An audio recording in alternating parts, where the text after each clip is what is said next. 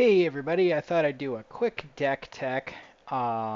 If you don't know, this is a pre-modern deck I've been building for about 2.5 years.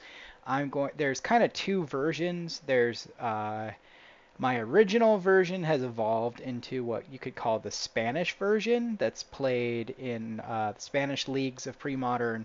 And then this is my current version, which has deviated pretty strongly. I'll talk about the other version on another video, but I thought I'd go over the basics of it. So you could kind of call this deck a colorless green deck. There's two colors. There's green, and then there's colorless. So we have man lands, we have Rishadan Port, and we have Wasteland. Some people who have experimented with it have added some other stuff. I like Dust Bowl is a great example. Dust Bowl is a card that allows you to sacrifice a land to blow up a land. I'd rather not ever sacrifice a land, and also that's best in control matchups where we're already favored. But just real quick, Mishra's Factory is the most efficient man land in the format. It's colorless, so it slots right in. Treetop Village is the biggest. 2 mana, get a 3/3, so it's really 3 mana. It's got Trample, makes it really easy for us to go over the top of smaller or even aggressive decks. Wasteland lets us blow up a non-basic land. Rishadan Port is the best land in the deck. Pay 1, tap target land. Forests are forests. We play one too many fetches, so mathematically this fetch shouldn't exist right here. I like the extra fetch, but the math suggests that if you have 7 fetches for these 5 forests, that we should never run, that in a typical game, we should never run out of forest for our fetches. We're one over that, but I don't care. If I have 5 forests in play, having a land that just dies to itself is perfectly fine. Ramp, this is definitely a ramp deck. We have Mox Diamond. Mox Diamond is the most recent addition to the deck. It speeds up the deck dramatically. You discard a land. We play 29 lands. The synergy is pretty obvious. When we discard with Mox Diamond, we will always want to, we're not going to always discard Forest, but it's usually in order. We're going to want to discard Wasteland. If we're playing against a deck that's not fragile, it's not 2 to 3 colors, then we want to discard Forest. Then we might consider Mishra's Factory or Treetop Village. Fetches are towards the bottom. And then at the very bottom is Port. We almost never want to discard Rishadan Port unless we need to for color reasons, because Rishadan Port is so strong with our other effects. We have 3 explorations. This is card disadvantage. Just like the Mox Diamond, it says you may play an additional land on each of your turns. So here's the difference. Mox Diamond, you get it immediately and it doesn't cost a mana, which means that we can put any of these into play on turn 1. Exploration, they don't happen until turn 2. Wild Growth is our 4th exploration. It's whenever enchanted land is tapped for mana, its controller adds an additional green. This is not card disadvantage unlike the other 7 of these, and so for card advantage reasons, I don't want all 8. It's arguable that we should ditch the last Wild Growth. That's up to you. Mulch, reveal the top 4 cards of your library. Put all land cards revealed this way into your hand, the rest into your graveyard. 29 lands. It's not the best card draw we could have, but green doesn't have fantastic card draw to begin with. Mulch is perfectly fine. 1 to 2 copies. Oath of Druids, this is the reason this deck exists and the namesake of the deck. If they have a creature in play, you play Oath of Druids. On your upkeep, you reveal until you reveal a creature and put it into play. In this case, the second card that names this deck is Terravore. Trample for 3 mana. Terravore's power and toughness are equal to the number of land cards in all graveyards. So when we wasteland one of their non-basics, Terravore gets 2 bigger. When we fetch, it gets 1 bigger. And when we oath, it will dump some number of lands into the graveyard to make itself bigger. A lot of the time, because there's only 4 Terravores, this is going to be an enormous number. 15, 15, 12, 12. 21-21. It's an incredibly powerful combination. Aggro decks can't keep up with these. Um, Terravore, we'll just slide over to that and then I'll come back to Sphere of Resistance and Sylvan Library. Terravore doesn't require Oath in this deck because we play these cards. And then these cards, which we'll talk about next. So Terravore is often a 4/4, a 5/5, a 6/6, or a 7/7 just by playing the game normally.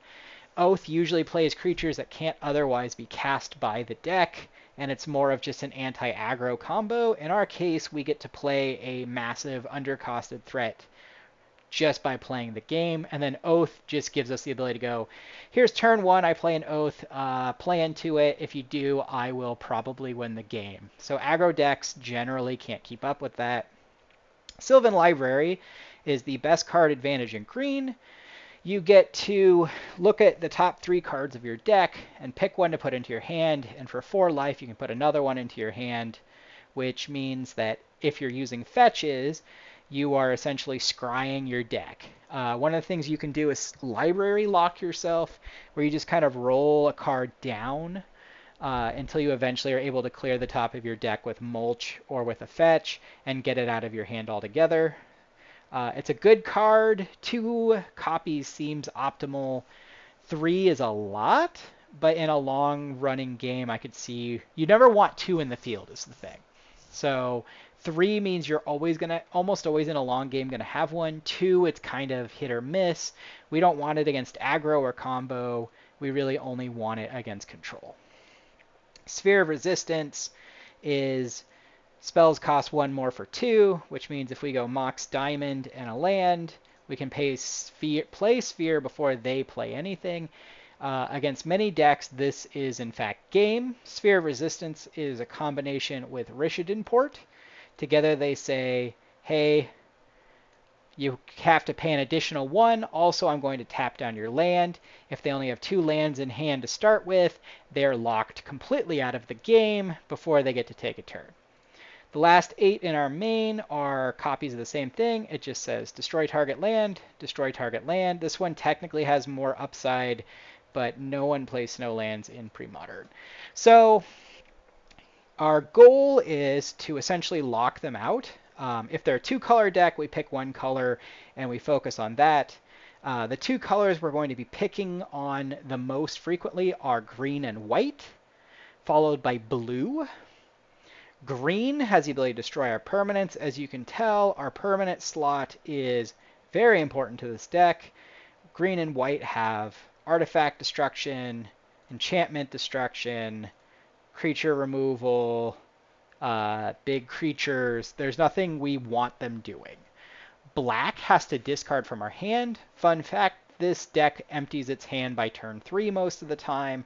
We don't care that much about discard. If we get them under a sphere, it's pretty quick. Like we play out our hand before they get to really choose from it. Blue, our goal is going to be to essentially keep them off counter spells. So Rishadan port down one of their lands, make them move to the next step, blow up the land. Red is its own bag. I should probably do a separate Sly primer at some point if people want to care about that. But as you can tell, very integral to the deck. They feed Terravore. They keep the opponent under our Sphere of Resistance lock.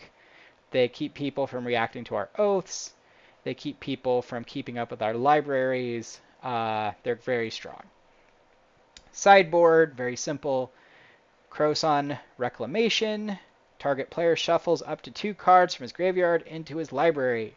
This is for Storm. Storm is not common, but we really don't interact well with it. This is just, we're going to shuffle some Terravores to the top of our deck and try to kill them with a completely empty deck. That would mean all of our lands are in the graveyard. The first Terravore should be lethal. Naturalize, destroy target artifact or enchantment. That's pretty obvious. We want to blow up things that are threatening. These are going to be Survival of the Fittest, Oath of Druids. Usually not actually Oath of Druids, because we'll side ours out every time somebody is playing Oath of Druids. They don't play enough creatures to otherwise get anything. We're gonna play a lot of Parfait. It blows up land tax. It's, everybody knows what Naturalize does. Zuran Orb. Zuran Orb is a very strong card. Early on, when I first introduced this, I played it more often. As time's gone on, I found the main has been largely sufficient without it. It's really here for one particular deck. That deck, well, two. It helps a little with Parfait. You can blow up your own lands, which makes your Terravore big much faster. Blow up 4 of your lands, your Terravore goes from a 5/5 to a 9/9, and you kill them before they can get off the ground. And it also gains you some life, which doesn't matter as much, and you can combat their land tax. More importantly, it allows you to fight Sly. Sly, or Burn, is not real favored against us. If they don't know what we're doing, you just use Oath and you win. If they do, they will side out their creatures that Oath works against, and it becomes us blowing up lands and trying to keep them off of things until we land a Terravore. Zuran Orb lets us sack. Once we get one Terravore in play, they can no longer kill it, because we can just sack lands to keep it alive, keep us alive. The Terravore will be bigger than their entire board, and we will beat them down with our Fatty.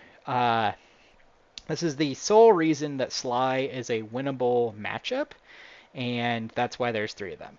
Black Vice. Black Vice was introduced by me for one deck, and it turned out to be good against a couple others. It is because of Stasis. Stasis without Black Vice is a miserable slog. With Black Vice, it's not so bad. They want to keep their hand entirely full. If they do, they will kill themselves under our Black Vice. We can drop it on turn 1. Other decks that also we're already okay against or good against have a problem with Black Vice. UW Standstill is a deck that we've always been pretty good against. I used to play Choke for them. Black Vice means that we have a turn, instead of Oath, means there's a turn 1 play that kills them very rapidly. They can't play a Standstill without dying. They already were going to have a hard time with that because of Treetop Village. It's just good against pretty much all the blue decks, and it helps with Parfait. Curse Totem is another one of those ones. It's a catch-all, but it's really a catch-all for one deck, so all of one deck. This is for Elves. Elves is extremely weak against what we're doing here. They play very few lands, actually, because their creatures are lands, and if we turn that off, they tend not to recover. So we put in Curse Totem, and we take out Sphere of Resistance, and that's our elf plan. It is also good against combo decks. If somebody's playing anything combo-based, it tends to use the activated abilities of a creature in pre-modern. We shut off a huge portion of the field. So in the interest of keeping this video short, I think that'll about wrap it up. But you get a pretty good idea of how the deck works. We're going to tap them down, blow up lands. Eventually, they're going to run out of lands to play. We begin attacking with man lands, and we curve out into a large Terravore and kill them rapidly. All right, you guys have a great day. Let me know what you think, and bye-bye.